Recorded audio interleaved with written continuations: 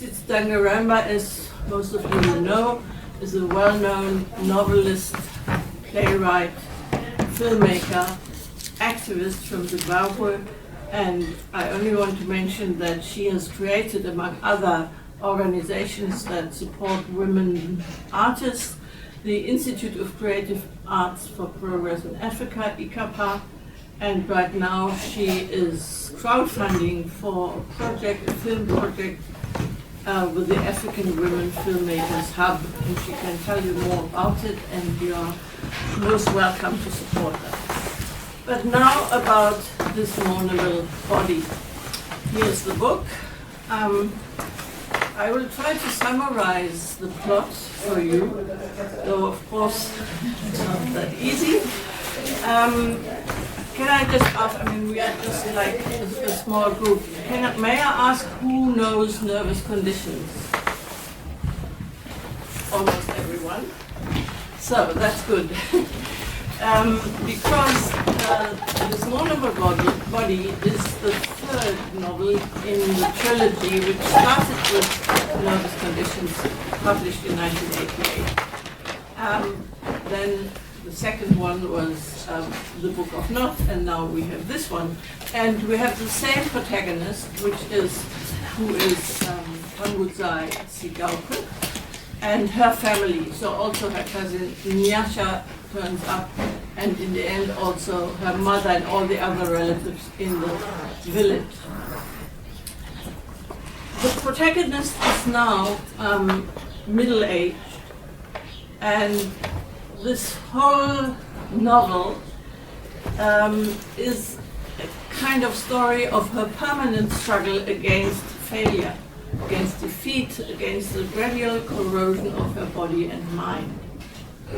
It starts with, we find her quite abject, without a job, but always pretending to have one. She first lives in a very despicable hostel and then moves to a boarding house run by a widow, which is not that much better. It's quite sleazy and dirty, and she doesn't feel good there, but she doesn't have means to stay somewhere else. But eventually she finds a job as a teacher at a secondary school. She has to teach biology, though she studied sociology, but she does that. She does that with all her might and force. But this ends in disaster. Because as she spends all her energy, all through this, up to this part, to suppress and hide her permanent shame and anger and resentment, that despite her superior education, she was at a multiracial school when, other black girls didn't have access to that, and then at also a very prominent college. And so she's very well, highly educated, but still she has the feeling that she might turn out as a failure. So because she has to suppress these feelings of anger and resentment and shame all the time, at certain points in the narrative, this suppressed energy bursts out in very violent acts. So the first one is when at a bus stop, a young woman who is staying with her in that hostel at the beginning is assaulted by the crowd because she is very scantily dressed and provocative through her body. And Tambu takes up a stone and throws the stone at her, which of course, afterwards they go, why did I do that? That is the first outburst. Then someone from her village comes to see her, well, by coincidence in a way, but they go together to a disco, to a nightclub, they dance, she gets drunk, and in her drunken mood, she sees there on the dance floor there's a white woman, and she takes that white woman to be her former boss from an agency where she was fired. So she kind of, she wants to assault this woman in the crowd.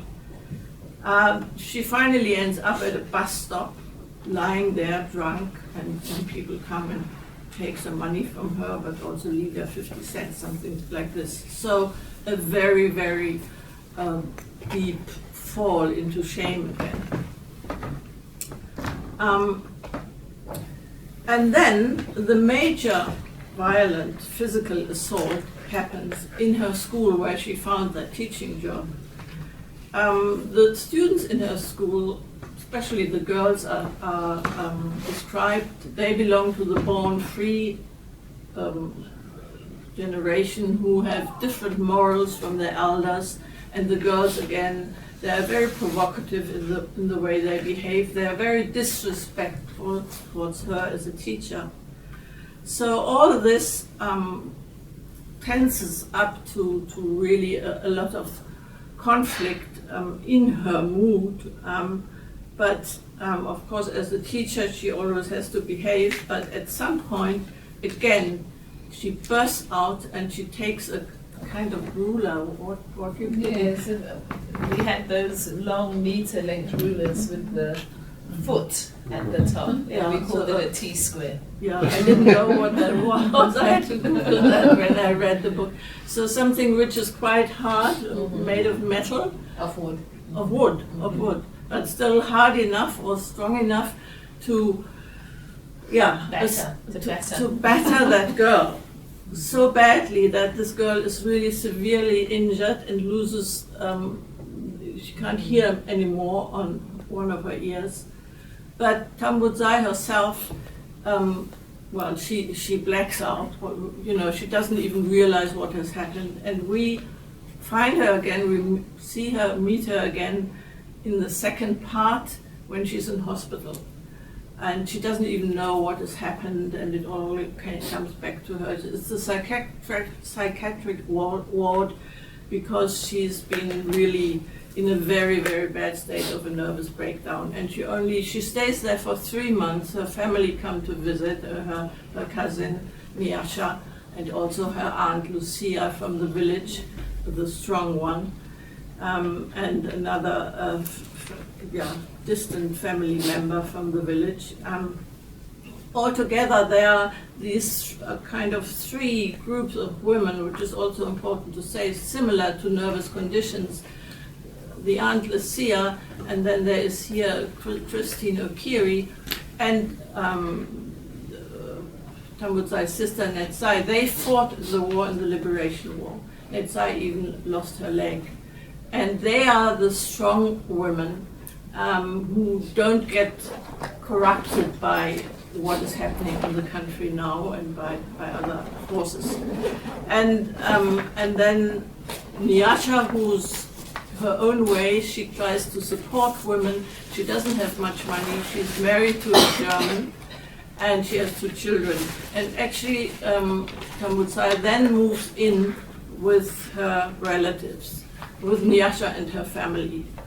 And Tsitsi would like to read something. Would you like to read now, or should I first end or finish the summary? What would you like? The reading now? Or? Okay, so you know what's happened, and Tambudzai has come to stay with her cousin Nyasha, who's married to a German person. And she has 2 children, a girl called Anisu and a boy called Panashe. And the children are going to school. And I think Flora has really put it together well, better than I could have summarized it. And I think the one thing that comes out is the violence. And something that I am very concerned about in Zimbabwe is that you'll hear Zimbabweans always saying, we are a peace-loving nation, we are a peace-loving people. Has anybody heard that from Zimbabweans in this? Yeah. And the amount of violence, low-level violence that goes on in Zimbabwe is, to my mind, absolutely appalling. Like Zimbabwe is leading in SADC in cases of child abuse. I mean, that's such a form of violence. So recently we've seen this violence exploding even further in public. You know, we had the time when in January, when our government switched off the internet. It was like switching off the lights in order to carry out despicable acts. And now people from the northern part of the country are astonished that this violence is erupting publicly in this manner. And people from the southern part of the country are saying, well, you know, we went through this in the 1980s and we told you what happened and you wouldn't believe us, so now maybe you do. So one of the themes, in fact, the background, I think, to this mournable body was how violence is so much a part of Zimbabwean culture. So I'm just going to read a couple of pages here where the family is at breakfast and the children are just about to go to school. And Panashe, the boy, is refusing to eat. And Nyasha is irritated. She's trying to feed her children, and this young boy is just refusing to take any food, and she gets a bit cross. And so I'm going to pick it up where the sister Anesu, who is older, joins in this issue.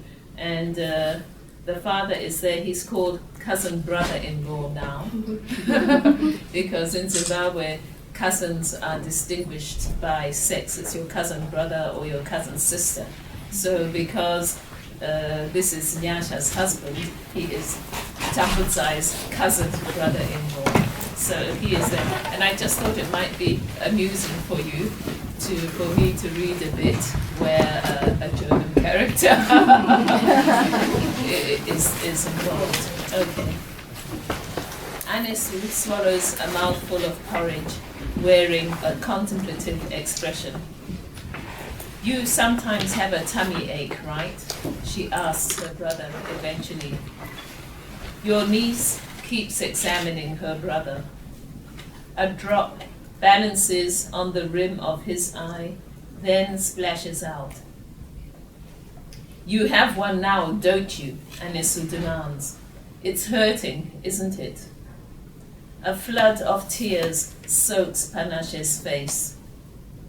Anesu turns to her mother and says in an accusing voice, you see, it's when you shout at him in the morning. That's why it makes his tummy hurt. I didn't shout, says Nyasha curtly. She slits open a packet of red sausages that she intends to pack for her children's snacks. You did, Mama, an adamant Anesu points out. That's why he hasn't done his shoelaces. You, young lady, and you too, Panashe, get on with it, Nyasha orders. I'll do the shoelaces when he's finished eating. He's got to get some breakfast inside him. Anesu balances her spoon on the edge of her plate. It's only because he's frightened, she says. She takes another mouthful of porridge before she continues. He's done them before. He just doesn't want to go to school today. That's why he can't remember how to do it. He doesn't want his tummy to ache. Mama, his teacher makes his tummy ache too, because she always hits the children. Your cousin dabs a red sausage with kitchen paper, packs it in cling wrap, as though she has been concentrating on the task too intently to hear. A moment later, she puts the food down in shock. It's the little ones. In Germany, it is illegal, says cousin brother-in-law. Your cousin looks as though she is about to sob, once again situating herself beyond your understanding. Weeping alongside a first grader, even nearly doing so, is a nauseating act of ghastly femininity. You have no desire to expend energy on sympathy for a minor matter of corporal punishment. Women in Zimbabwe are undaunted by such things. Your cousin, on the other hand, has been enfeebled by her sojourns, first in England, then in Europe. acquiring a degree in political science at London School of Economics, another in filmmaking in Hamburg, and coming back to Zimbabwe, where no one wants her to have either, has caused her disposition to grow yet more fanciful. Zimbabwean women, you remind yourself, know how to order things to go away. They shriek with grief and throw themselves around. They go to war. They drug patients in order to get ahead. They get on with it. If one thing doesn't turn out, a Zimbabwean woman simply turns to another. Your head overflowing with such thoughts, you are pleased that you are meeting with Tracy, and your subsequent peace of mind over it prove that you are a true Zimbabwean woman. You suppress a shudder of pity for your cousin, who, notwithstanding her education and ideals, will never amount to anything. Nyasha does not belong. Like her husband, she is a kindly import. For the first time in your life, you feel significantly superior. Nyasha walks across to Panashe and pulls his head to her stomach, as though she believes that the other side of it is the only place the little boy will be safe. Since he is sitting at the breakfast table, this is uncomfortable for your nephew, but he endures. Because of our past, we are people who understand how instincts can easily become brutal, says cousin brother-in-law. We know such a thing must be stopped before it happens. We do not allow teachers to beat other people's children. Nobody is allowed to beat children. How are the children taught, you ask? How do they learn anything? Your cousin, who as a teenager was herself brutally beaten by her father, closes her eyes. Are you afraid of your teacher? She asks her son when she looks about the kitchen again. The boy shakes his head. A tear caught on his eyelash splashes to his lip. Yes, you are, Anisu insists, scooping honey into her milk. You cried on the cricket pitch on Tuesday. Panashe's tears drip faster. Tell Mama, orders Anisu. Tell Mama and Papa why you don't like your teacher. Nyasha and Leon exchange glances. Tambudzai, what kind of society do you have here? Asked cousin brother-in-law. What kind of country do you build when children are raised in fear? People aren't afraid, you say. What we are is disciplined. We know how to behave properly most of the time. We know how to teach people to do it. Thank you.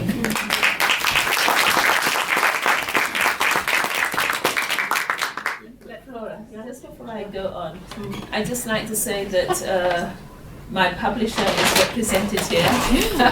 Yana is here. Exactly. Yeah, great. Yeah, just quickly, I want to summarize to the end, and then I have some questions to ask, and we can all talk about it. The last part is, it starts there in what Tsitsi read, that Tambudzu meets by chance a white woman she went to school with and also worked at this agency with Tracy, and Tracy offers her a job. So the whole of the last part is, it's quite satirical, isn't it? I mean, it's this agent, or it's a tourist agency, which is called Green Jacaranda Eco Getaway Safaris. You see, already the name makes you laugh. And So all this is described, how tourists come, again, Herr and Frau Bachmann von Deutschland, and some Swedes, some Danish people, and they want to see the real Africa.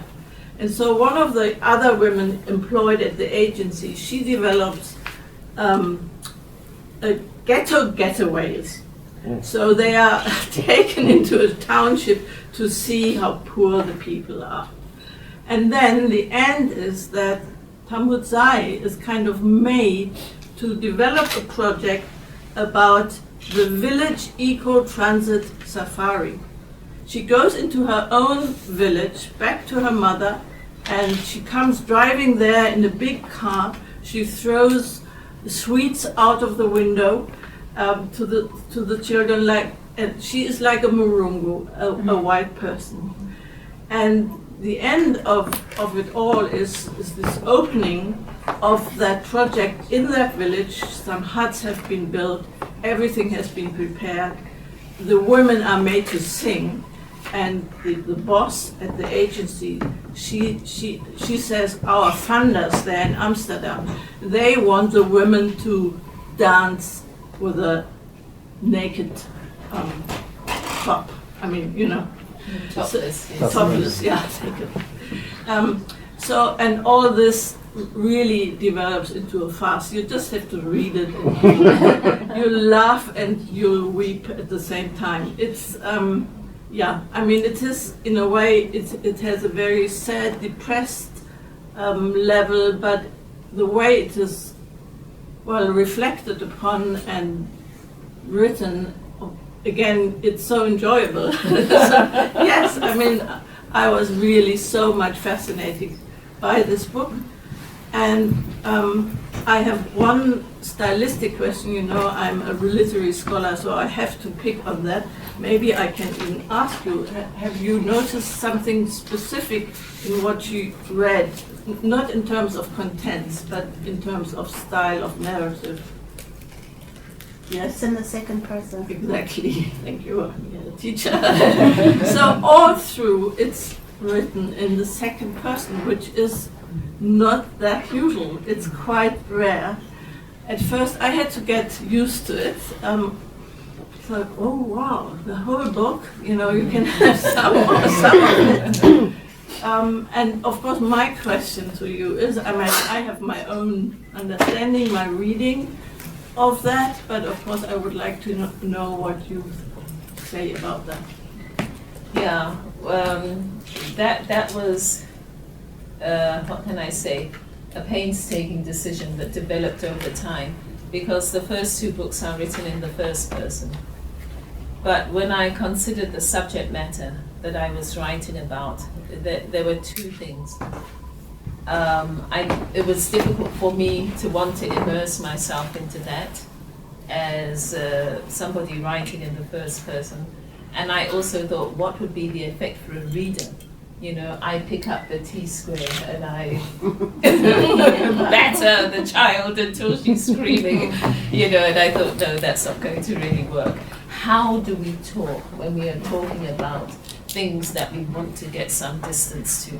And I realized, you say, okay, you know, sometimes you do this, sometimes you do that. So I thought, let me use that form of address and see whether that will work. So it worked for me, and I think although it does tend to make the reader feel more immediately that there is still that distance.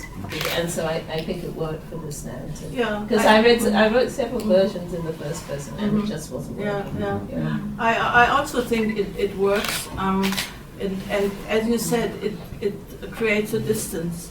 It's a kind of self-reckoning with herself. She always she holds court over herself in a way. Yeah, there's one passage, I can't find it right now, we don't have the time, where she says, how did all that come about? What has happened to me? Why have I become this kind of person? Where am I going? So it's also this kind of internal monologue. In a way, the whole book is an internal monologue, if you want to. But please, you might have some questions now. I'm just rushing because the next ones will come soon. I have to put my glasses on. 5 minutes, thank you. Yes. So, why have you stayed with this story, with this woman, this figure, for this long? I mean, I love that, you know. But trilogies are not, they are hard, you know, and even somebody like actually couldn't quite execute it well, right? That's why you have this trilogy that is not quite a trilogy. But with yours, it's like you've stayed with this one figure. You know, why? What is it about this woman's story that has allowed you to kind of write this arc? You know, why have you stayed with her? Thank you, Aine. I really love that question. And the reason why is that I definitely write as a reflection of my country. And, you know, we had independence, and just after independence I wrote Nervous Conditions. And so I thought, okay, this is going to be the end, you know, independence, everyone's happy and we all live happily ever after. And then it wasn't. And then I began to see how old wounds were still festering, things still needed to be worked out, and I felt the need to work through it. Why did I do it with the same person? It was because I wanted to show how these old issues were part of a single trajectory. And I also wanted to bring us to the point where we could look back, as you say, and see how we are all contributing to this. So that's why I did it, actually, yeah. One of you two. Brief. So one of the things you just mentioned is how a lot of your work is inspired by your country. So I almost wanted to pick your brain on what you feel is the role of immersion. So a writer being immersed in their country and writing about it, versus looking from a distance and writing about it. And you almost feel like it plays out different in the way you analyze it and the way you add to the body of work of Zimbabwean writers. Yeah. Would you like to add your question and then Tsitsi can reply? Mine's a short one. Basic. How much of Tambu is you, or if at all? All of Tambu is me. All of my characters are me. You know, and I have to find that part of humanity inside myself in order to be able to write it, which is quite frightening sometimes. You know, I have to be able to empathize with a character, or else they don't come alive on the page. So, you know, my Nini is me. Yeah. And we all go through different phases in our lives. So for me, it's about looking back at the tree of my life and picking this fruit for this character and that fruit for that character. And then my life is not just me, but it's the sum total of my experience. You know, I might meet somebody here who touches me deeply, and that becomes a part of me. That's what I was saying yesterday about experience becoming a part of you. So that's how I do it. I'm not sure that everybody does it that way. And this, I think, has to do with your question also. I have chosen to write this trilogy from this immersed perspective because I found that it was a good way for me to tell the stories that I felt needed to be told. Now it's done, and I'm so happy. I am doing something quite different now, which is speculative fiction. You know, of course, it's still based on Africa and African countries like Zimbabwe, but it's just taking a different kind of look altogether. And so I think whatever your inspiration is what serves you, and one has to be true to it. And that can change over time as well, and you might come back to certain things also. Yeah. 1 minute, okay. I would like to close also my reading of the book. Just one other remark, that there are certain motifs that come up again and again, animals, and especially the hyena. I love the hyena. The hyena that cackles every time Tambudzai falls deeper and deeper and deeper when she